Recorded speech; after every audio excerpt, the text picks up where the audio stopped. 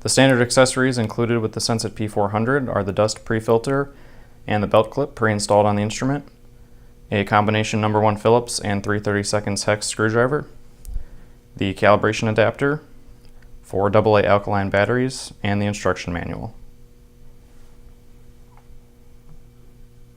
Optionally, there is a rechargeable nickel metal hydride battery pack along with the recharge station. We also offer an external pump assembly along with a confined space probe assembly, which consists of a 12-inch polycarbonate probe, a hydrophobic filter, and 10 feet of vinyl tubing.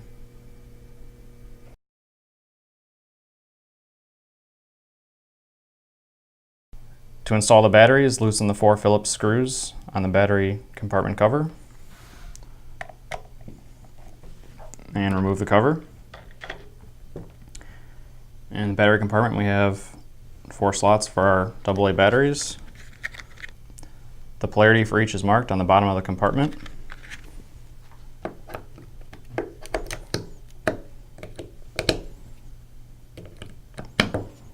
Install all 4 batteries as indicated, and put the cover back on and tighten the Phillips screws. To install a rechargeable battery pack, remove the entire alkaline pack by loosening the Phillips screw and lifting the pack out. Place the rechargeable pack in and tighten the screw and reinstall the compartment cover.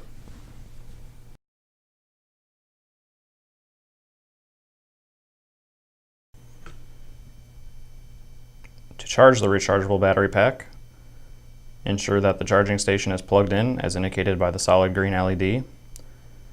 Leave the battery pack inside of the instrument and place the entire instrument in the cradle of the charging station, ensuring that it is seated properly and flat on the surface.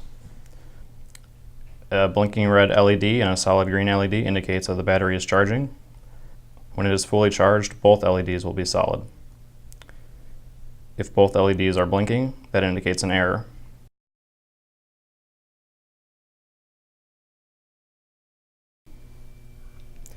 On the SENSIT P400, from top to bottom, we have indicator LEDs, the dust pre-filter with the sensors underneath, the sounder and communication contacts, the display of the instrument, and indication LEDs on the bottom.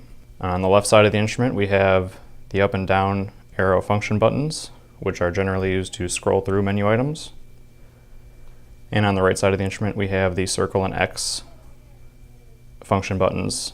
The circle button is generally used to select menu items, and the X function button is generally used to enter selections and to exit out of menu items.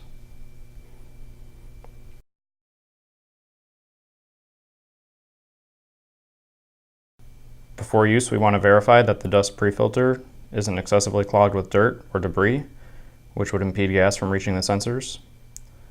To better view the filter or to change it, we want to remove the screws on the filter cover with a 3/32 hex key, which is provided.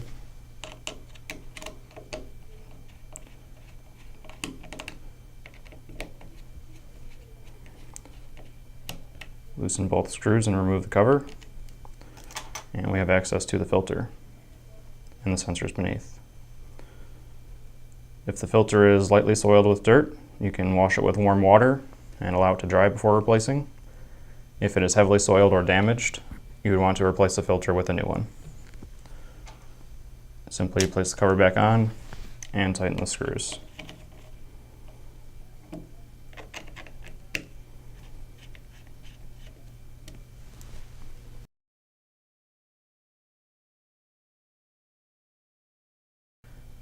To power on the P400, ensure that you're in a gas-free environment, and then press and hold the circle button on the top right side of the instrument until the SENSIT logo appears. Some system information will be displayed, along with the date and time.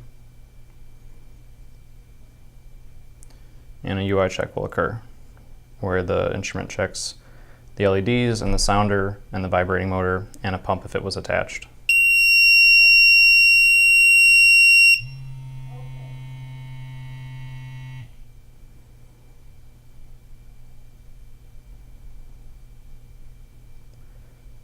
Now the sensors will warm up, and after that they will be zeroed.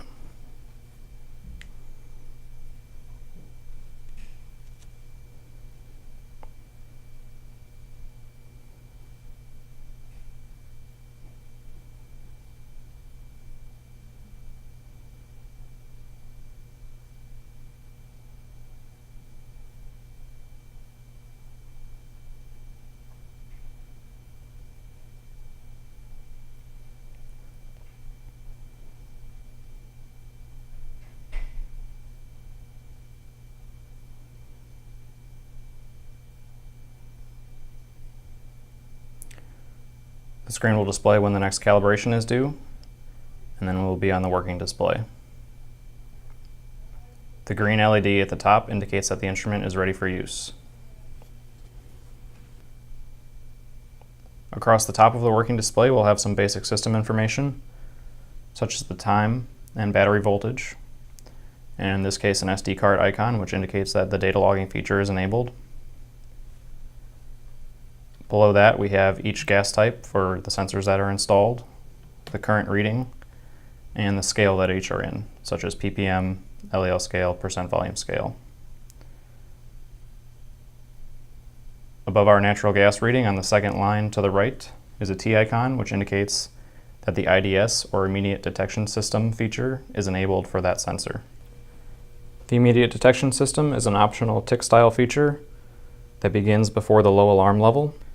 As the gas concentration increases between 0 and 10% LEL, the IDS tick will sound, and at 10% LEL, which is the low alarm point, all three alarms, which are the red indicator LEDs, the sounder, and the vibrating motor, will activate. As the gas concentration then falls below 10% LEL, the IDS tick will enable again and decrease in frequency, approaching 0. To demonstrate the IDS system, I'll apply a small amount of calibration gas.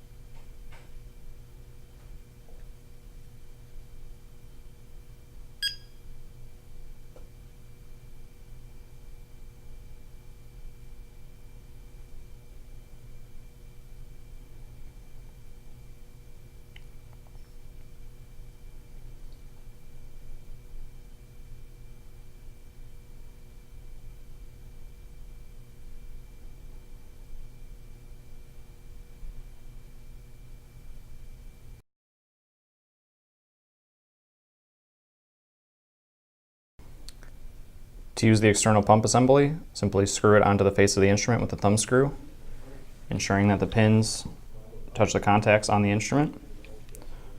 There will be a brief period where the pump is starting, and we will return to the working display. And we now have a P icon next to the battery voltage at the top of the display, indicating that the pump is attached and running. To attach our probe, we're going to attach the filter assembly to the inlet of the pump at the top, the vinyl tubing to the filter assembly, and the probe to the other end of the tubing. Before use, you should always do a manual flow check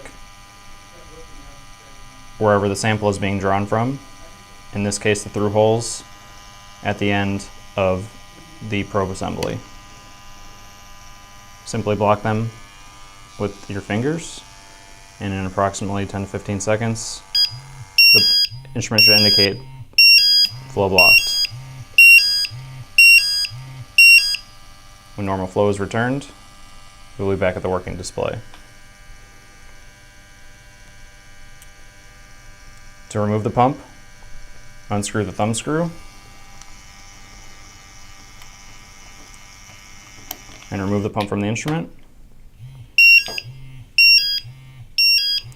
and press the circle button to acknowledge that you have removed the pump.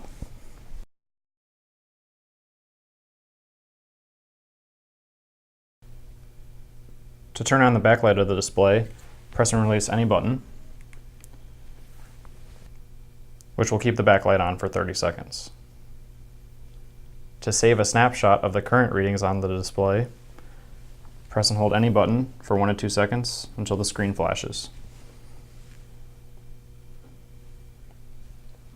To access the user menu, from the working display, press and hold the down arrow and the X buttons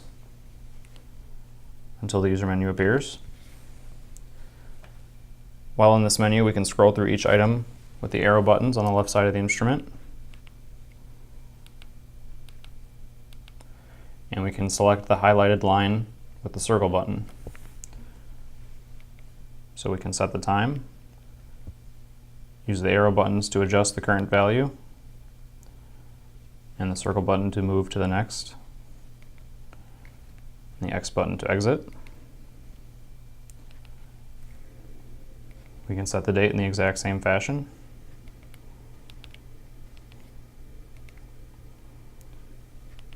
We can perform an auto zero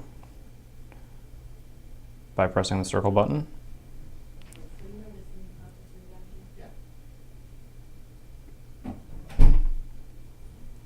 We can enter into the calibration menu with the circle button, which we have a separate video about.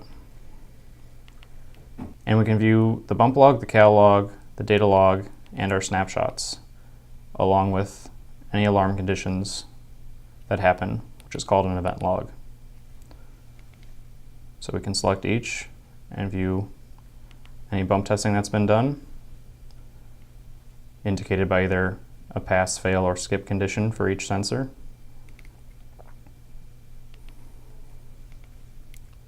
Cal log menu is similar.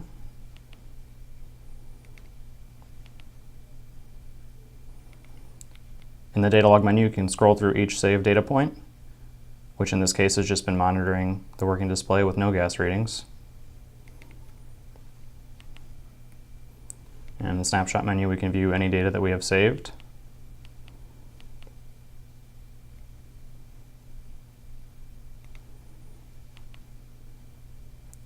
And the event log stores alarm conditions, which will give you some basic information about what type of alarm it was, how it ended, and how long it lasted.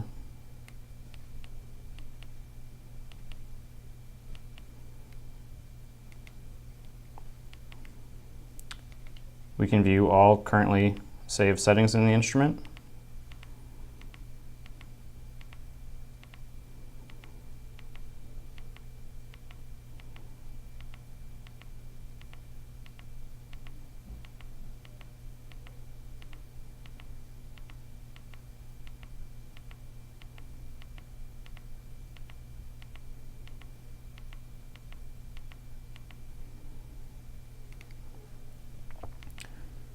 And at the bottom we have a supervisor menu. This menu contains higher level settings, such as the alarm points and the calibration cycle, and is intended to only be used by supervisors or authorized personnel. This menu is password protected. To exit out of this menu back to the working display, press and release the X button.